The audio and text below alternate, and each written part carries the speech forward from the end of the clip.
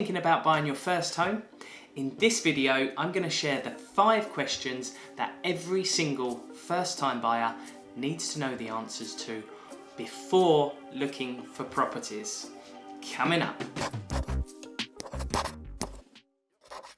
Hey guys and girls, what's up? My name's Alex Kerr. I'm a qualified mortgage broker, and on this channel we provide the best tools and tips to first-time buyers. If this is the first time we're meeting, please consider subscribing. Let's jump into the video. Question number 1. How much can I afford? What is the purchase price I can go to? How much can I borrow? What do the monthly payments look like? That's all around the first question in affordability. You need to know before you look for properties. There's nothing like going to look for properties, finding your dream home, and then realising you can't go to that purchase price. The affordability is not there. Affordability, check that first. Number 2, credit file. What does that look like? Okay, now Experian and Equifax are the credit files that the mortgage lenders will look into. Now what I recommend you do is use a company called checkmyfile, download your credit file, as they provide multiple reports on one credit file. You'll get both your Experian and your Equifax reports on that one file. It's vital that you understand what's going on both Experian and Equifax, because some lenders use one, other lenders use the other.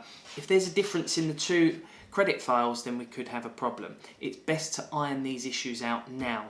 Also, sometimes errors occur on your credit file which could trip you up during a mortgage application.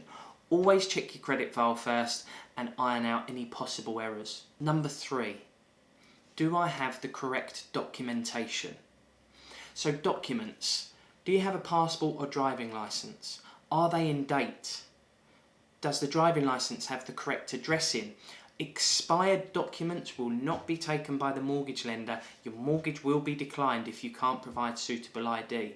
Double check expiry dates, double check addresses. Utility bills, do you have a utility bill in your name within the last 3 months? And that's not including a mobile phone. They will not take mobile phone bills. If all your utility bills are in your partner's name, that's okay. Do you have a bank statement? A bank statement can be used as proof of address. Alright. Pay slips, proof of income. If you're employed, you need 3 months pay slips and potentially a P60. Sometimes for 2 years if you've been in employment for 2 years. Can you put your hands on those? Are your pay slips correct, clear? Do they show your net pay? Have they got the correct name, the spelling, the address? All these areas have to be correct or the lender will not take them. Bank statements need to be salary credited, so they need to show the net pay on the pay slip going into the bank, and the bank statement must have the correct address on. If you're self-employed, you need an SA302 and a tax year overview. That's a sole trader. If you're a limited company, you'll need those documents plus signed accounts from a qualified accountant. Okay, it must be qualified accountant. If you're a sole trader and you submit your own self-assessments, then the Inland Revenue will provide you with your SA302 and your tax year overview. Sometimes an SA302 is called a tax computation if your accountant is supplying the documents. Question number 4. What will my mortgage quote look like? It's vital that you obtain a mortgage quote before you look for properties. That will give you vital information, how much your monthly payments will be, what the rate is, what purchase price you can go to, any associated fees with the transaction, so you understand exactly where you are and you can reflect that in the property price that you look at. Number 5, will I pass the credit score?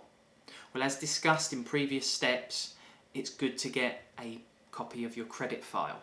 That will give you an indication.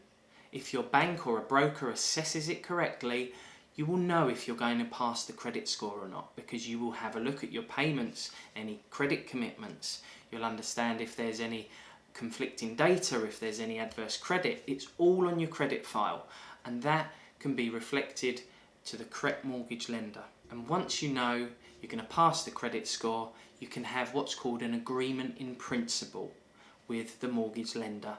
They'll do a credit score based on the information you've provided, and if you pass the credit score, they'll supply you with an agreement in principle certificate. You can then take that to estate agents and show them your certificate. They will see that you are mortgage material. Now, if there's anyone else looking for properties at the same time as you and they're not able to supply an agreement in principle certificate, you will be in a stronger position because you can prove you've had your affordability assessed, and here's the piece of paper from the bank which states they're happy to provide you a mortgage based on the information you've given. So I hope you've enjoyed today's video, and remember, a successful mortgage outcome is all about the preparation you put in place before you look for properties. Question of the day: are you looking to apply for your first mortgage? Let me know in the comments. Thanks for checking out today's video. Please check the show notes for a recap on today's information, and if you haven't subscribed, please consider subscribing and ringing the bell. Until next time, Mortgage Chain are bringing you the best tools and tips to first-time buyers. Till next time, have a beautiful day, and we'll see you in the next video. Please note that we are obliged to tell you that your home may be repossessed if you do not keep up repayments on your mortgage.